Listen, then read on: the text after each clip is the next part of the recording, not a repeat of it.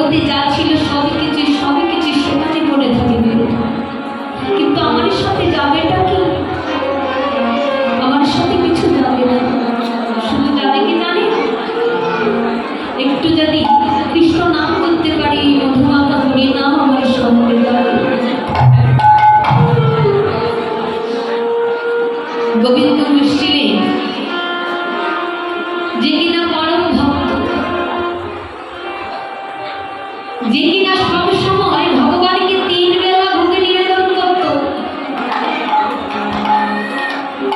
এবারে যখন গোবিন্দ ঘোষের অনেকটাই বয়স হয়েছে, তার বিয়ের বয়সটা পেরিয়ে যাচ্ছিল, তখন সবাই প্রতিবেশীরা বলেছিল, গোবিন্দ ঘোষ তোমার জীবন তো এমনি একাই কাটিয়ে দিচ্ছ, তুমি একটা বিয়ে করে নাও, কারণ শেষের দিনে তোমার যত্নটা কি করবে।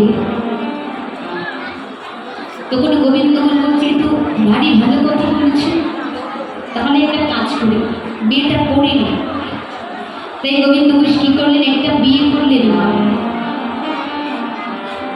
যখন বিয়ে করলে এবার তার ঘরে একটা বাচ্চা এলো। বিয়ে করে একটা বাচ্চা যখন এলো, তার নাম রাখলেন গোপীনাথ। তো গোবিন্দ ঘোষ যখন 3 বেলা ভোগে নিবেদন করতেন বিয়ের আগে, এখন তিনি 1 বেলা নিবেদন করার মতো তিনি সুযোগ পান না। কেন? এই যে সংসার, ছেলে মেয়েকে কিভাবে মানুষ করা যায়, কিভাবে বউয়ের খাবার জোগানো যাবে, সেই চিন্তায় সে ভগবানকে ভুলে যেতে লাগলো। হঠাৎ করে একদিন গোবিন্দ ঘোষের মনে পড়লো, আমি কি করছি। তখন ভগবানকে ডেকে ডেকে বলছে, হে গোবিন্দ,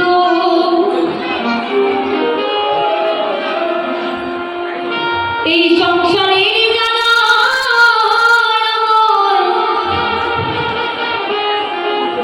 এই সংসারের মায়ায় আমায় গ্রাস করে নিল।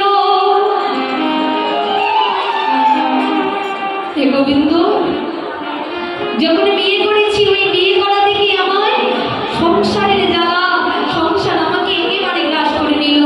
যে কিনা 3 বেলা তোমায় ভোগে নিবেদন করতো, সে আজ 1 বেলা তোমার ভোগে নিবেদনের সময় পেতে পারে। সে তো ভীষণ ভালোবাসে মন থেকে। তাই এবার তার স্ত্রীকে ডেকে ডেকে বলছে, শোনো প্রিয়ে, আজ আমি মাটির কাছ থেকে এসে ভগবানকে ভোগে নিবেদন করব, তুমি তার একটা ব্যঞ্জন রান্না করার জন্য তুমি একটা ব্যবস্থা করো।